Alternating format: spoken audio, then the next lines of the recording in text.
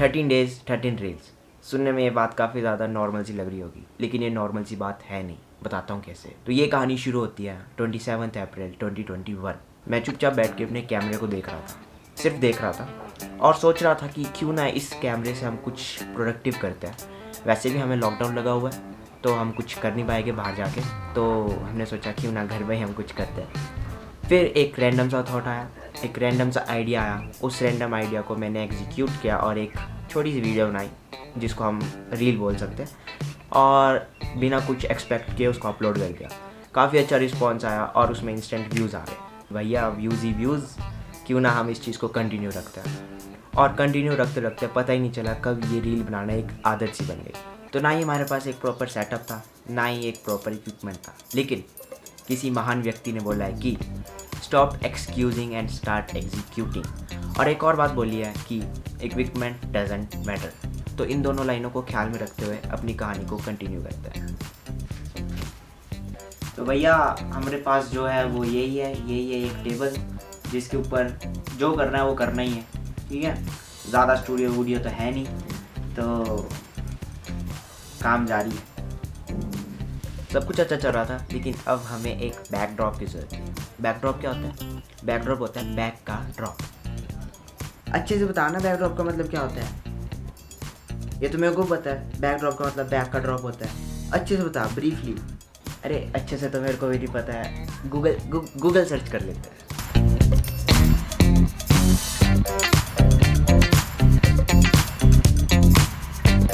A painted piece of material that is hung behind the stage in a theater as a part of a scenery, इसको बोलते हैं backdrop. लेकिन हमारे पास यहाँ ना थिएटर है ना ही कोई सीनरी है। हमें करनी है फोटोग्राफी एंड वीडियोग्राफी, जिसके लिए हमें एक ब्लैक बैकड्रॉप चाहिए। और वो क्यों चाहिए? क्योंकि उससे हमारे शेडोज़, लाइट्स जो भी होता है वो अच्छे दिखते हैं, तो इसलिए हमें ब्लैक बैकड्रॉप चाहिए था। तो अब हमें ब्लैक कलर का कुछ कपड़ा चाहिए था। मम्मा ब्लैक कलर का कपड़ा है कोई? अच्छा चुन्नी तो होगी, अच्छा कोई पुराना कपड़ा तो होगा ब्लैक कलर का।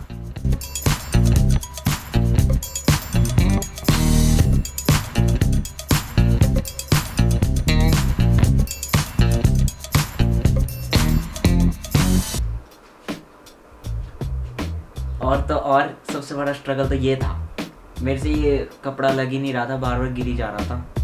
तो मतलब स्ट्रगल ही बहुत थे और फाइनली हमें ब्लैक बैकड्रॉप मिल गया। तो अब कहानी कंटिन्यू करते हैं। और हमारे पास प्रॉपर लाइटिंग भी नहीं थी, और जैसा कि कहा जाता है कि वीडियो और फोटोग्राफी के लिए लाइटिंग सबसे मेन चीज़ है। तो हमारे पास तो सिर्फ है एक ये ट्यूब लाइट और एक बल्ब।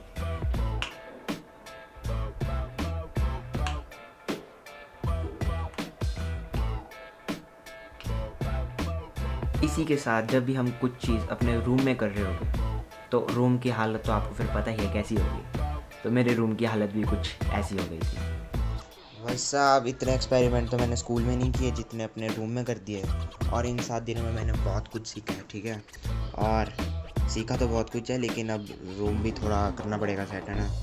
तो मैं चला रूम सेट करने। तो अब तो मम्मी से भी डांट पड़ने लगी थी, और मम्मी भी बोल रहे थे कि ऐसी कौन सी रॉकेट साइंस पढ़ रहा तू कि तेरे को अपने रूम सेट करने का टाइम नहीं मिल रहा। और मैंने बोला मुझे करने दो, जो मैं कर रहा हूँ मुझे करने दो।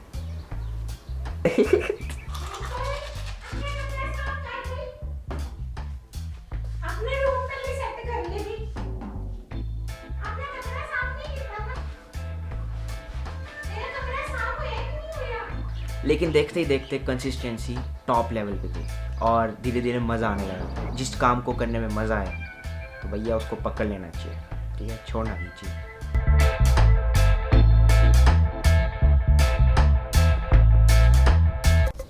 लेकिन एक दिक्कत हो गई जिसकी वजह से हमें ये कंसिस्टेंसी तोड़नी पड़ी। और हुआ कुछ ऐसा था कि हमने एक ऐसी रील अपलोड कर दी थी जिससे हम सेटिस्फाई नहीं थे, और जिस चीज़ से हम सेटिस्फाई नहीं होते तो उसको अपनी ज़िंदगी से निकाल देना चाहिए। क्योंकि अगर मैं उस रील को डिलीट नहीं करता तो मैं हमेशा उस रील के बारे में सोचता रहता और ओवरथिंक करता तो नेगेटिविटी आती तो एंग्जाइटी आती तो डिप्रेशन आता। तो हमें भाई ये इन चक्करों में नहीं फंसना, हमने चुपचाप डिलीट की। तो ये थी हमारी रील कंसिस्टेंसी की कहानी।